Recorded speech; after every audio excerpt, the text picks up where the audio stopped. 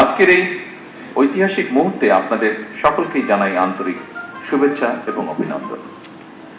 আজকে আমরা এমন একটা উদ্যোগের উদ্ভাবন করছি যা শুধু একটি বিদ্যুৎ উৎপাদনের উদ্যোগই নয়, বরং এটা বাংলাদেশের টেকসই ভবিষ্যতের একটি প্রতীক। জাতীয় সংসদ ভবনে 1 মেগাওয়াট রুফটপ সৌর বিদ্যুৎ ব্যবস্থার উদ্বোধনের মাধ্যমে আমার মনে হয় একটা বার্তা বোধহয় আমরা স্পষ্টভাবে দিতে পারবো। সেটি হচ্ছে বাংলাদেশ পরিচ্ছন্ন জ্বালানি, সবুজ অর্থনীতি এবং আত্মনির্ভরশীল শক্তি ব্যবস্থার পথে ধীরে ধীরে দৃঢ়ভাবে এগিয়ে যাচ্ছে। উপস্থিতিবৃন্দ, লুইখানে নির্মিত নকশায় নির্মিত এই জাতীয় সংসদ ভবন অবশ্যই আমাদের গণতন্ত্রের প্রতীক এবং আজ সেই ভবনের ছাদে সৌর শক্তিকে কাজে লাগিয়ে আমরা মনে হয় প্রমাণ করার চেষ্টা করছি নেতৃত্ব কেবল নীতিতে নয়, বরং বাস্তব কর্মকাণ্ডেও প্রতিফলিত হতে হবে।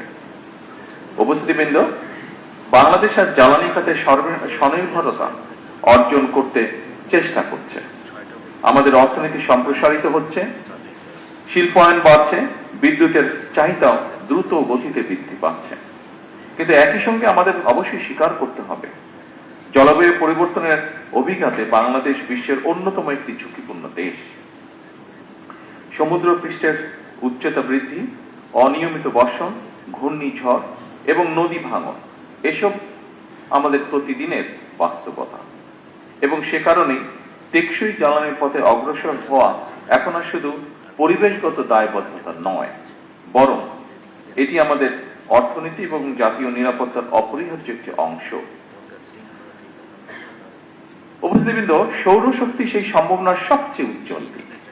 আমাদের বাংলাদেশে প্রতিদিন গড়ে প্রতি বর্গ কিলোমিটারে 4.5 থেকে 5 কিলোওয়াট ঘন্টা সৌর বিকিরণ পায়।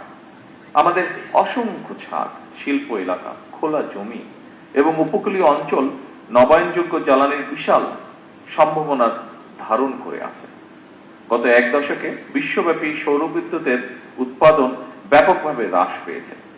ফলে সৌরশক্তি এখন কেবল পরিবেশ বান্ধব নয়, অর্থনৈতিকভাবে অত্যন্ত কার্যকর একটি সমাধান।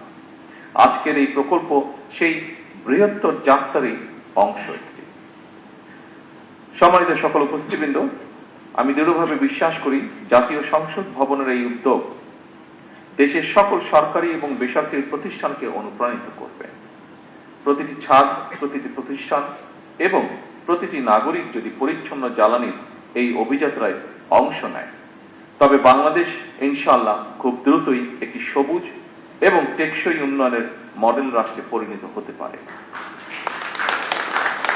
পরিশেষে এই প্রকল্প বাস্তবায়নের সঙ্গে সংশ্লিষ্ট সকলকে জানাই আন্তরিক অভিনন্দন এবং ধন্যবাদ। আসুন আমরা সকলে মিলে একটি পরিচ্ছন্ন, নিরাপদ এবং টেকসই বাংলাদেশের জন্য কাজ করি। আল্লাহ হাফেজ। বাংলাদেশ জিন্দাবাদ।